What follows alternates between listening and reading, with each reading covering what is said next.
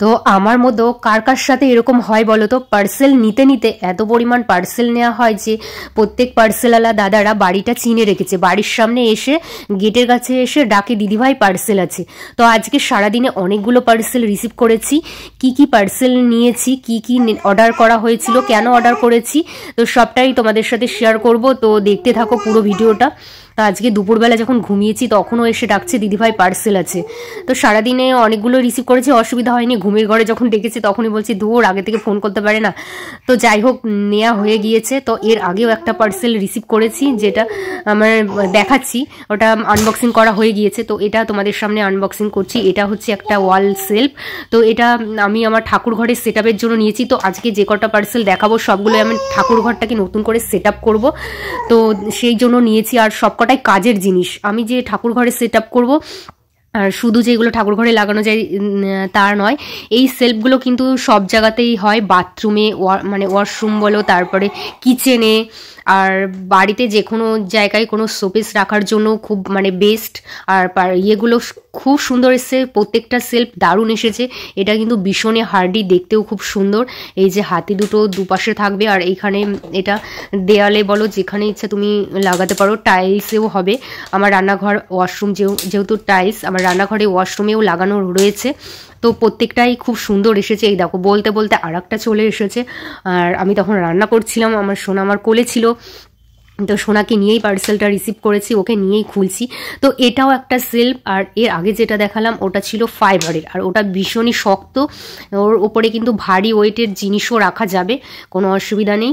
আর এইটা এসেছে, এটা ছিল স্টিল, হ্যাঁ এটা স্টিলের।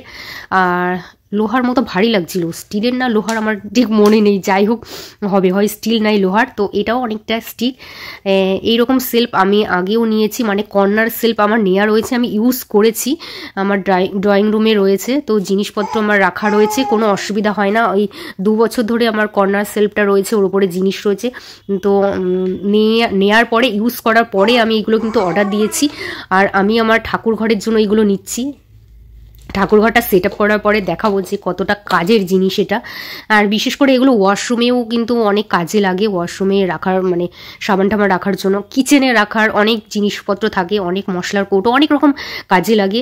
তো সবগুলোই খুব ভালো। আর এই যে আঠাগুলো দিয়েছে এটা দেওয়ালে স্টিক করার জন্য, তো এইটাও খুব ভালো এসেছে।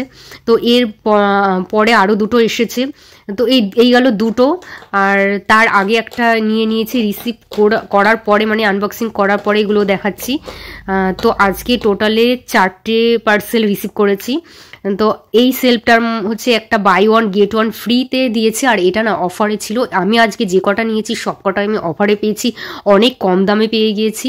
আর দেখো, এখানে একটা buy one get one free দিয়েছে। এই দেয়ালে লাগালে কেমন লাগবে সেটা আমি দেখছিলাম। তো এগুলো কিন্তু ভীষণই হার্ডি, আর এগুলোর মধ্যে না অনেক জিনিস থাকবে।